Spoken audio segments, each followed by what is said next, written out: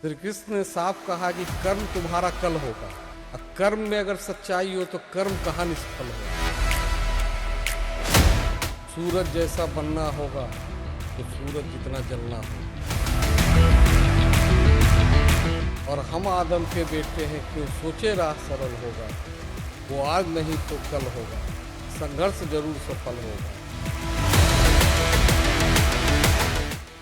तो सर आपको क्या लगता है कि जो नए सेल्स रिप्रेजेंटेटिव मार्केट में आ रहे हैं, क्या वो तकनीकी जानकारी में पूरी तरीके से अच्छे हैं? मैडम, नए सेल्स रिप्रेजेंटेटिव जो भी मार्केट में आ रहे हैं, कंपनी उन्हें पूरा प्रोडक्ट नॉलेज देकर भेजती है, लेकिन यहाँ आने के बाद वो लैब में जाते हैं। लेकिन एक काम वो गलत करते हैं, वो डायरी मेंटेन नहीं करते।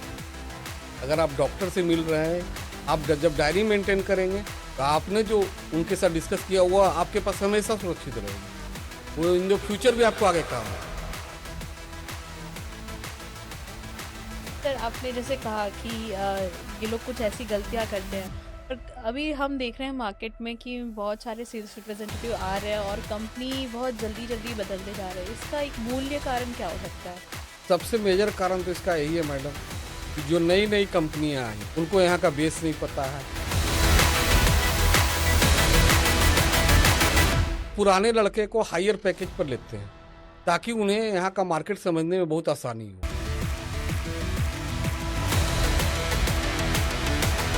और जो हमारे सेल्स के जो लड़के हैं, वो अपना हायर पैकेज देख करके कंपनी स्विच कर लेते हैं।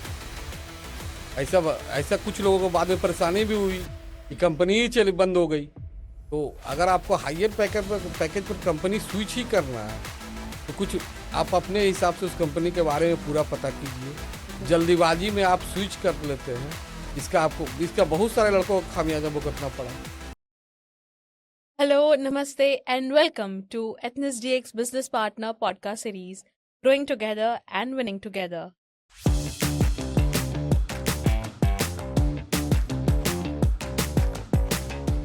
I am Ashka Rajput, and in this series, we discover all the business partner of IVD industry. हम इस सीरीज में हमारे उन बिजनेस पार्टनर्स को हाईलाइट करते हैं जिन्होंने ग्राउंड लेवल पे उसे शेप किया है और आप तक पहुंचाते हैं उनकी स्टोरीज, उनकी नॉलेज, उनके ओपिनियंस, उनके चैलेंजेस और उनकी ग्रोथ स्टोरीज। और आज के मेरे स्पेशल गेस्ट इसी ग्रोथ स्टोरी के एक लीडर हैं। जी हाँ, मैं बात कर रही हूँ mister Anit Kumar from strip house, Patna, Bihar. इन्होंने समझा कि बिजनेस कैसे करते हैं और आईवीडी इंडस्ट्री की पूरी तकनीकी जानकारी उन्होंने ली। तो चलिए उन्हें वेलकम करते हैं। Welcome mister Anit on our show. आपका बहुत बहुत धन्यवाद हमारे इस शो पे आने के लिए और अपना कीमती समय हमें देने के लिए। Thank you so much madam. Athens DX ने ये अपॉर्चुनिटी स्ट्रिप हाउस को दी, इसके लिए मैं आपको बहुत धन्यवाद करता हूँ।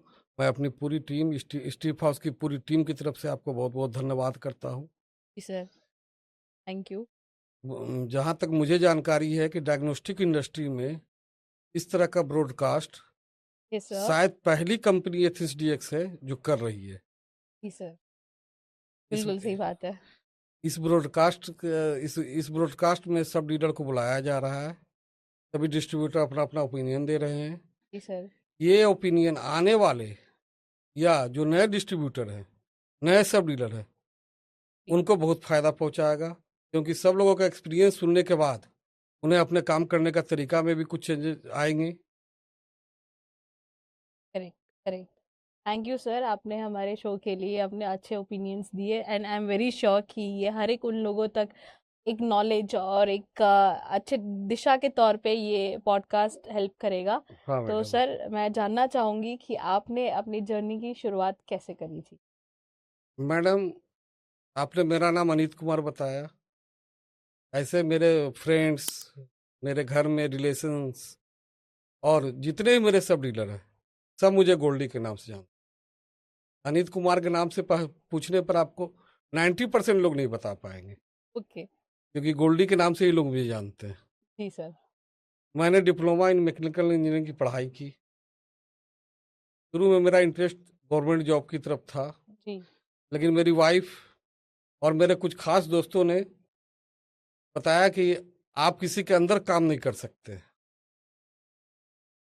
आप किसी के अंदर काम नहीं कर सकते, इसलिए आप अपना खुद का कुछ करिए, खुद का बिजनेस स्टार्ट कीजिए। जी। जब मैंने इस बारे में सोचा तो मुझे धनंजय जी ने, जो खुद एक सिविल इंजीनियर है लेकिन डायग्नोस्टिक फील्ड में अच्छा कर रहे हैं, उन्होंने मुझे डायग्नोस्टिक के सारे प्रोडक्ट मार्केट बताया और इसका जी। फायदा मुझे आज तक मिल रहा है। उन्होंने मुझे इस तरह से गाइडेंस किया जैसे पर्थ के पिच पर क्रिकेट खेलना। जी, क्या बात है।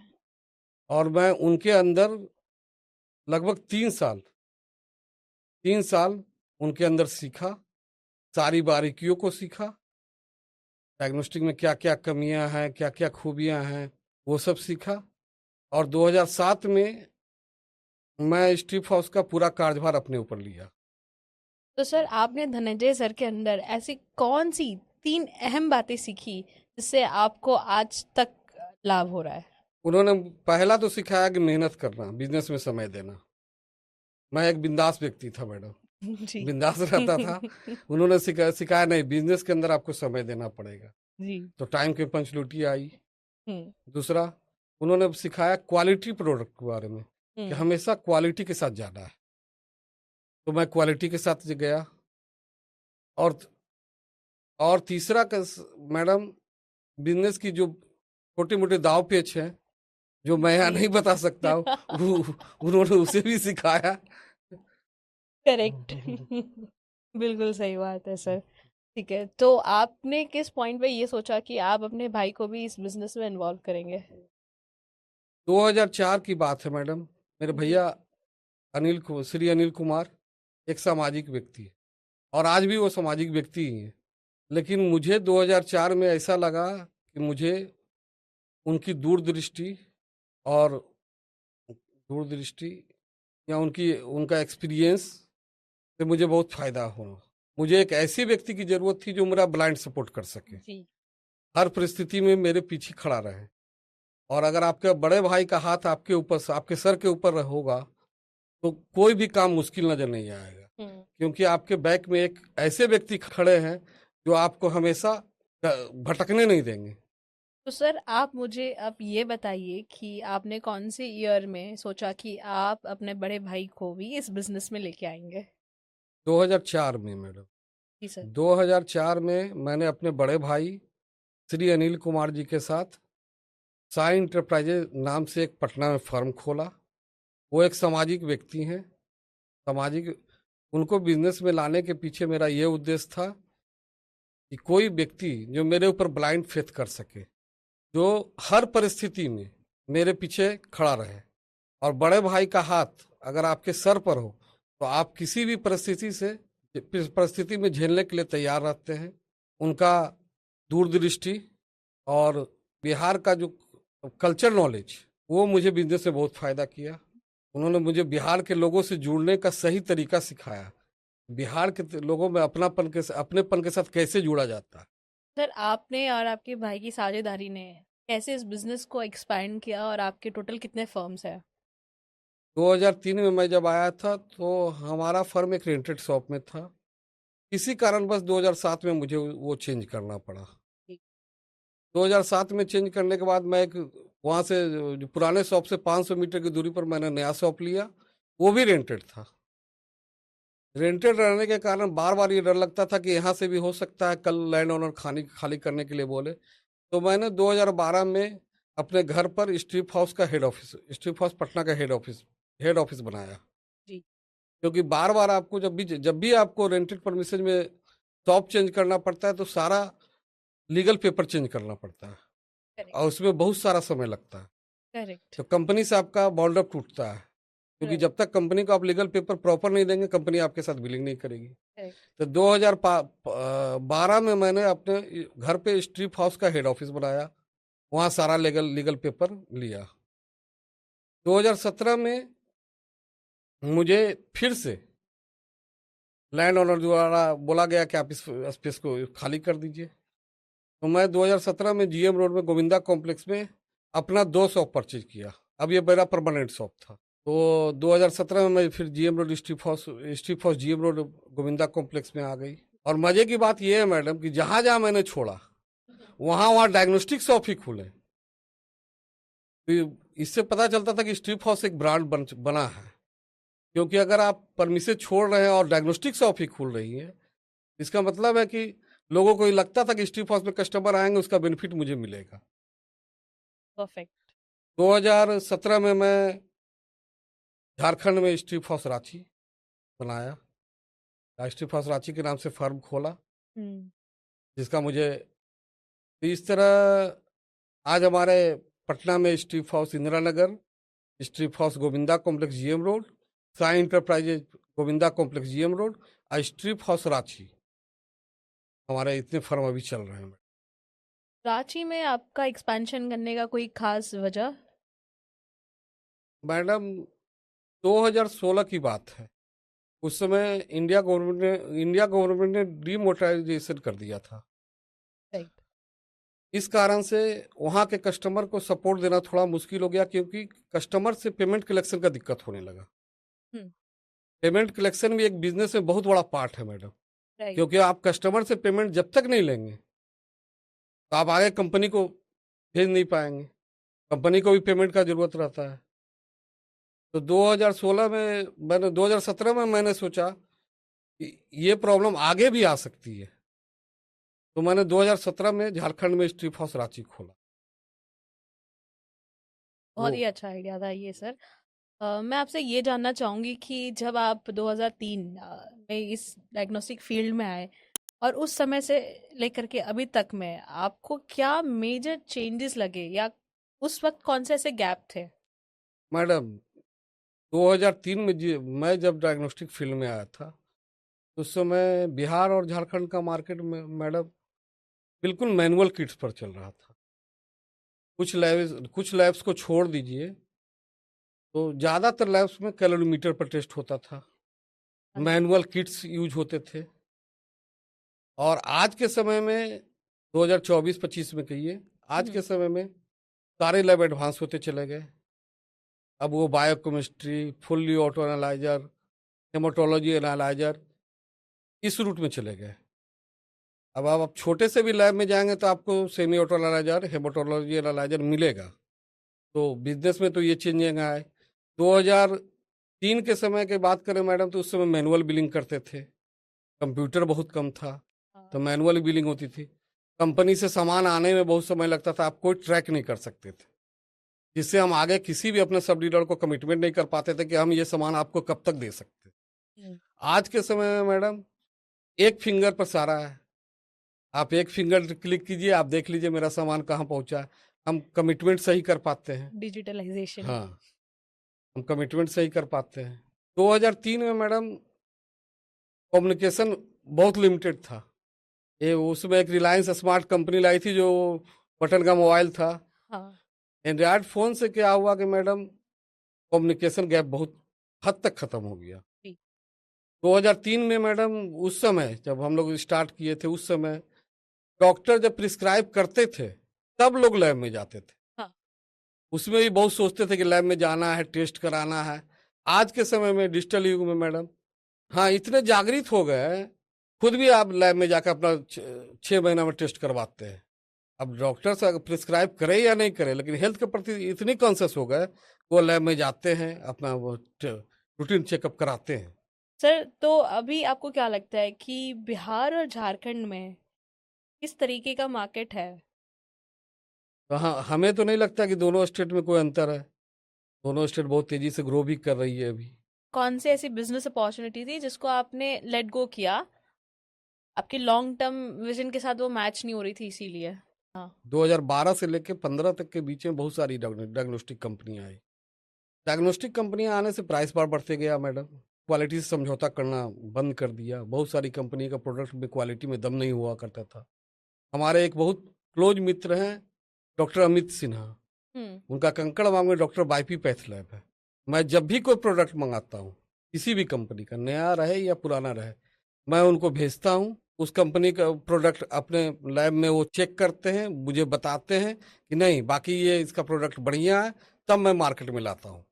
तो और अगर उन्होंने जिस प्रोडक्ट, अमित सिन्हा ने जो प्रोडक्ट मुझे मना कर दिया कि नहीं इसका रिपोर्ट बढ़िया नहीं, इसका सेंसिटिविटी बढ़िया नहीं है, ये किट बढ़िया नहीं है, मैं उस प्रोडक्ट को मार्केट में नहीं लाता हूँ मैडम। तो इस तरह मैं बहुत लिमिटेड कंपनी से अब काम करता हूँ।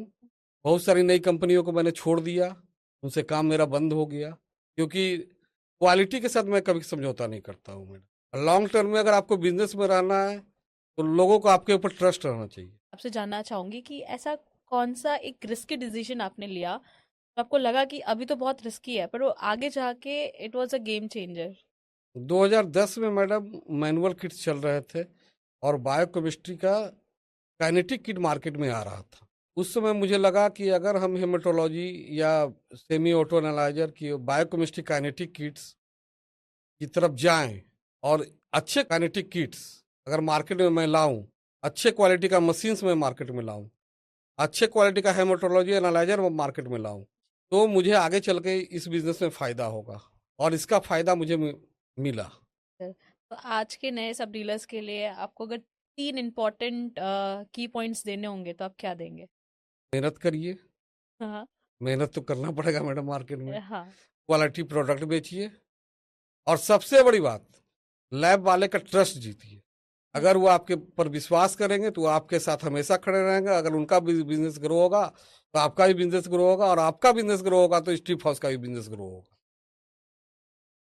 सर, ग्रोथ हमेशा एक कंटिन्यूअस चेन होती है पर आज कल मार्केट बहुत टफ हो गया है। तो मार्केट टफ होने के कौन से 3 अहम रीजन है और उसको कैसे हम टैकल कर सकते हैं? मार्केट टफ होने का सबसे बड़ा रीजन तो मैडम है कि सबसे पहले तो डायग्नोस्टिक इंडस्ट्री में बहुत सारी नई कंपनियों का आना। नई कंपनियों के साथ अब कुछ एक्सपोर्टर भी डायरेक्ट आ गए मार्केट में। इससे जी। प्राइस बार बढ़ गया।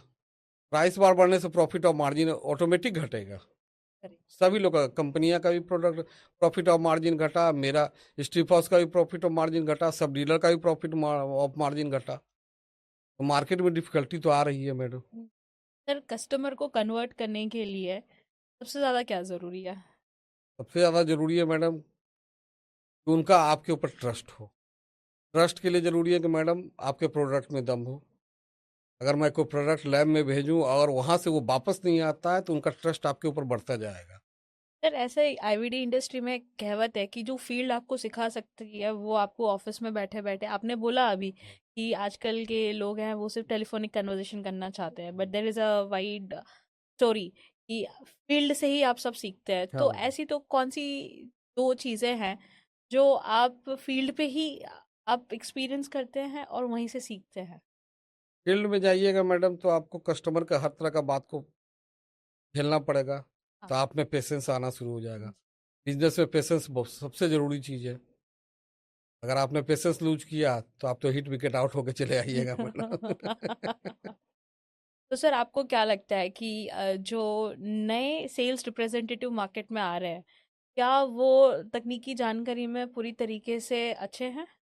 मैडम, नए सेल्स रिप्रेजेंटेटिव जो भी मार्केट में आ रहे हैं, कंपनी उन्हें पूरा प्रोडक्ट नॉलेज देकर भेजती है। लेकिन यहाँ आने के बाद वो लैब में जाते हैं, डॉक्टर से मिलते हैं, डॉक्टर से बातचीत करते हैं, इसमें कोई दिक्कत नहीं है, नॉलेज उनके पास पूरा है। लेकिन एक काम वो गलत करते हैं, वो डायरी मेंटेन नहीं करते।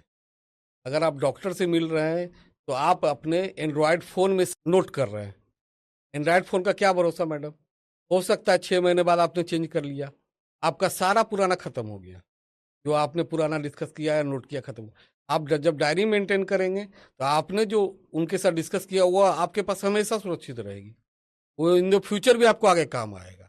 सर, आपने जैसे कहा कि ये लोग कुछ ऐसी गलतियां करते हैं पर अभी हम देख रहे हैं मार्केट में कि बहुत सारे सेल्स रिप्रेजेंटेटिव आ रहे हैं और कंपनी बहुत जल्दी जल्दी बदलते जा रहे हैं। इसका एक मूल्य कारण क्या हो सकता है? सबसे मेजर कारण तो इसका यही है मैडम कि जो नई नई कंपनियां आई, पुरानी कंपनियां को छोड़ दीजिए, जो नई नई कंपनियां आई उन्हें बिहार और झारखंड के बारे में पूरी तरह पता नहीं है। उनको यहाँ का बेस नहीं पता है, यहाँ का कंजम्पशन नहीं पता है। तो वो पुराने लड़के को हायर पैकेज पर लेते हैं ताकि उन्हें यहाँ का मार्केट समझने में बहुत आसानी हो।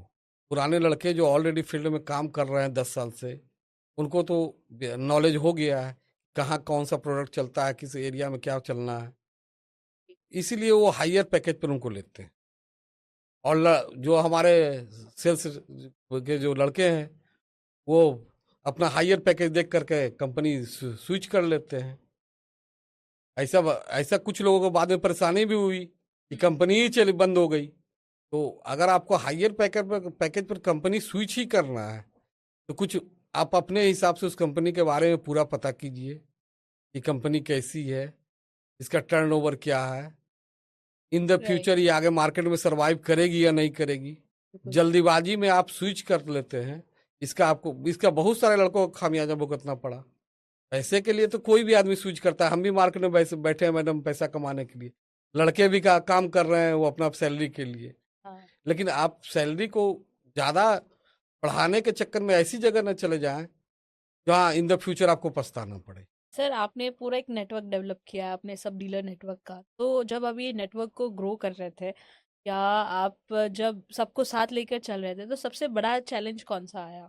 सबसे बड़ा चैलेंज तो मनी प्रॉब्लम आया मैडम, क्योंकि नए सब डीलर पर आपको इन्वेस्ट करना पड़ता है, उनके साथ आपको मार्केट में पेशेंस के साथ रहना पड़ता है, क्योंकि नए नए सब डीलर का आपके ऊपर इंक्वायरी बहुत ज्यादा रहता है। वो ऐसे ऐसे प्रश्न पूछते हैं जो मुझे भी कभी कभी पढ़ना पड़ता है, इसका जवाब वो लैब में जाके क्या दें। आज के डेट में सब डीलर तो अच्छे कर रहे हैं, अगर सब डीलर का ग्रो नहीं होता मैडम तो स्ट्रीट हाउस का ग्रो नहीं होता, और स्ट्रीट हाउस का ग्रो नहीं होता तो आप मुझे यहाँ नहीं बुलाते। सर, ऐसे कौन सा काम है जिसको करने से आपको संतुष्टि मिलती है हर रोज? आपको लगता है आज ये काम नहीं हुआ तो आज का मेरा दिन प्रॉपर नहीं हुआ है। ट्रस्ट करते हैं। तो मुझे भी अब फील हुआ, उस समय फील हुआ कि नहीं, स्ट्रीट हाउस अब एक शॉप नहीं रहा, एक ब्रांड नहीं रहा, स्ट्रीट हाउस एक ट्रस्टेड पार्टनर हो गया। सर, आप मुझे बता सकते हैं कि आपने एथनिस डीएक्स के साथ बिजनेस करना कब से स्टार्ट किया?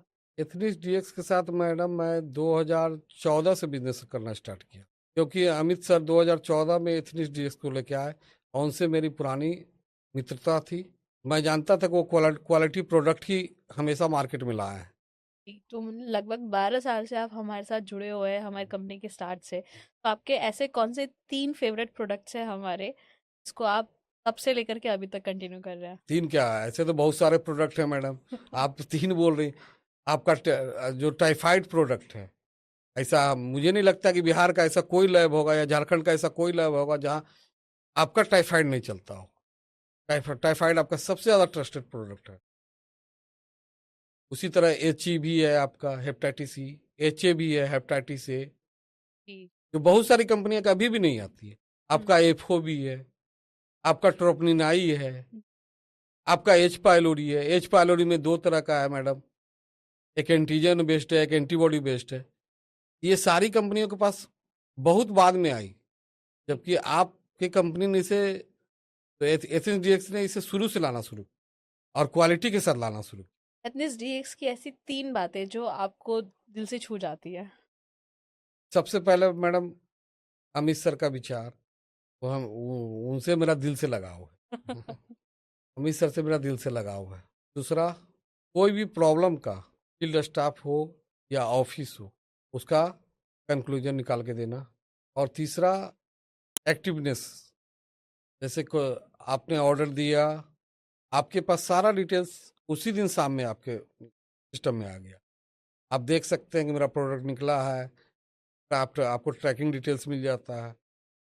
इससे आगे भी काम करने में बहुत आसानी होती है, क्योंकि बहुत सारे प्रोडक्ट ऐसे हैं जैसे एच ए भी है, एच ई भी है, कहीं से अगर मान लीजिए बल्क ऑर्डर आ गया, अब मैं कंपनी को बोला, कंपनी मुझे उसी दिन बिलिंग करके और तुरंत डॉकेट नंबर भेजती है, तो मैं वो देख करके शिपमेंट नंबर देख करके आगे कमिटमेंट कर देता हूँ कि मैं इस तारीख को आपको ये सामान दे दूंगा, और वो आज तक पूरा हो रहा है। अगर आपको एथनिस डीएक्स में कुछ एक चीज की सलाह देनी हो, कि आप कौन सी सलाह देंगे? लेकिन एथनिक डीएक्स को इसी तरह प्राइस वार में नहीं उतरना चाहिए, प्राइस वार से दूर रहें और अपने प्रोडक्ट की क्वालिटी को बनाए रखें, क्योंकि प्रोडक्ट में अगर क्वालिटी रहेगी तो आप दूर तक जाएंगे, और अगर आप दूर तक जाएंगे तो हम भी दूर तक जाएंगे। हमारा भी सफर लंबा होगा, आपका सफर लंबा होगा, इस लाइन में तो हमारा भी सफर लंबा होगा। अगर आपको एथनिस डीएक्स को 1 to 10 में रेट करना हो, तो आप कौन सी रेटिंग दें? 9.5 madam. Thank you so much इतनी अच्छी रेटिंग देने के लिए। क्या लगता है आपको कि जो मार्केट में डंपिंग हो रही है, क्या वो भी उसका एक रीजन है? और अगर हो रही है तो इसके क्या मेजर इफेक्ट आ रहा है? मैडम सारी कंपनियां जो है थोक में माल बेचना चाहती हैं। कंपनी को लगता है कि जितना ज़्यादा प्रोडक्ट मेरा कहीं डंप रहेगा, डिस्ट्रीब्यूटर जो है उसे प्रेशर में मार्केट में निकालेंगे। अब मुझे इस डायग्नोस्टिक फील्ड में लगभग 23-24 साल हो गया, 23 ईयर्स हो गया। तो मुझे तो इतना जरूर पता चल गया है कि किस सीजन में क्या प्रोडक्ट ज़्यादा निकलता है। बायोकेमिस्ट्री प्रोडक्ट में डंपिंग का संभावना बहुत कम रहती है मैडम, क्योंकि बायोकेमिस्ट्री किट्स कंपनियां डंपिंग कम करना चाहती है। लेकिन रैपिड डिवीजन में अगर आप आए तो सारी का जो भी कंपनियां हैं वो रैपिड प्रोडक्ट को ज़्यादा डंप करना चाहती है। और इसमें भी वो नई कंपनियां जो अभी अभी मार्केट में 2 साल 4 साल से आई है वो और ज़्यादा डंप करती है। तो जो नए डिस्ट्रीब्यूटर हैं वो तो उनके ये प्रलोभन में कहीं फंस जाते हैं। हम लोगों का 20 साल का एक्सपीरियंस हो गया है, 24 साल का एक्सपीरियंस हो गया है, तो ये पता है कि अभी भाई टाइफाइड का सीजन है, टाइफाइड निकलेगा, मलेरिया का सीजन तो हम लोग उसी हिसाब से अपना सामान मंगाते हैं। लेकिन तब भी हो सकता है कि आपने डेंगू के सीजन में डेंगू का सामान मंगाया और डेंगू का वैसा केस नहीं आया, तो प्रोडक्ट डंप करती है। ऐसी स्थिति में जो यहाँ के कंपनी पर्सन है उनको डिस्ट्रीब्यूटर को हेल्प करना चाहिए, ताकि इसे मार्केट में लिक्विडेट कराने के लिए या कंपनी में बैकअप कराने के लिए। अब हम हमारे शो के सबसे इंटरेस्टिंग क्वेश्चन आंसर्स की तरफ चलेंगे। इसका नाम है रैपिड फायर, और इस क्वेश्चन के आंसर आपको एक वर्ड में देना है और तुरंत देना है। ठीक है? ठीक है ठीक है। मैडम। मेरा पहला क्वेश्चन आपके लिए कि आपके सब डीलर्स आपके लिए एक शब्द में क्या कहते हैं? पार्टनर, फ्रेंड्स, आप नए डिस्ट्रीब्यूटर को मिलते वक्त ऐसी कौन सी क्वालिटी देखते हैं? ऑथेंटिसिटी, बिजनेस का एक रूल जो आपने कभी ब्रेक नहीं किया? क्वालिटी, एक्सपेंशन या स्टेबिलिटी? एक्सपेंशन, मेंटरिंग करते वक्त आपको सबसे बड़ा कौन सा लेसन मिला है? पेशेंस। अगर स्ट्रिप हाउस एक इंसान होता तो उसकी पर्सनालिटी कैसी होती? बढ़िया होती। 20 साल तक आपने ये कंसिस्टेंसी मेंटेन करके रखा, उसका एक सीक्रेट? क्वालिटी से कभी समझौता नहीं किया। लेगेसी या ग्रोथ, क्या ज्यादा इंपॉर्टेंट है? लेगेसी। आपको अगर एक मैसेज अपने ऑडियंस को, अपने सब डीलर्स को और आपके सभी सदस्य जो भी इस पॉडकास्ट को देख रहे हो। मैसेज तो मैं मैडम एक छोटा सा कविता, जी सर। गीता का एक छोटा सा कविता आपको कहना चाहूंगा। श्री कृष्ण ने साफ कहा है, श्री कृष्ण ने साफ कहा कि कर्म तुम्हारा कल होगा, और कर्म में अगर सच्चाई हो तो कर्म कहाँ निष्फल होगा। लोहा जितना तपता है, लोहा जितना तपता है उतनी ही ताकत भरता है। सोने को जितनी आग लगे वो उतना खूब चमकता है। सूरज जैसा बनना होगा तो सूरज जितना जलना होगा। नदियों से आदर पाना है तो पर्वत छोड़ निकलना होगा। और हम आदम के बेटे हैं, क्यों सोचे राह सरल होगा। वो आज नहीं तो कल होगा, संघर्ष जरूर सफल होगा। Beautiful sir, beautiful. आपने बहुत अच्छे से इस पोयम के ज़रिए हमें एक मैसेज दे दिया कि हमें रोज़मर्रा की ज़िंदगी में क्या करना चाहिए और कैसे हमें आगे बढ़ते रहना चाहिए। एंड गीता का सार भी था इसमें, so it's very well coated तो सर, कर्म तो थैंक यू। करना पड़ेगा मैडम, जी सर। कर्म के बिना तो कुछ होगा नहीं। जी सर। और कर्म सच्चाई के साथ करना पड़ेगा। जी सर। एथेंस डीएक्स ने स्ट्रिप हाउस को अपने ब्रॉडकास्ट में बुलाया, इसके लिए मैं अपनी ओर से और अपनी पूरी टीम, स्ट्रिप हाउस की पूरी टीम की तरफ से आपको धन्यवाद देता हूँ। एथेंस डीएक्स इंडिया की पहली ऐसी कंपनी है इस तरह डिस्ट्रीब्यूटर का ब्रॉडकास्ट करा रही है। इस ब्रॉडकास्ट से आने वाले समय में जो नए डिस्ट्रीब्यूटर हैं या नए सब डीलर हैं उनको फायदा मिलेगा। वो अगर सभी डिस्ट्रीब्यूटर का ओपिनियन सुने, उनका कहानी सुने, उन्होंने कैसे सक्सेस किया ये सुने, उन्होंने कैसे काम किया ये सुने, तो वो अपने बिजनेस में एप्लियंस कर सकते हैं और फायदा उठा सकते हैं। जी इसलिए सर। एथेंस डीएक्स को मैं फिर से एक बार धन्यवाद देता हूँ, आपने इस तरह का कार्यक्रम बनाया। Thank you so much sir, आपने हमें इतनी सारी इंसाइटफुल बातें बताई और आई एम वेरी श्योर कि ये हम सभी के लिए बहुत ही यूज़फुल रहेगी।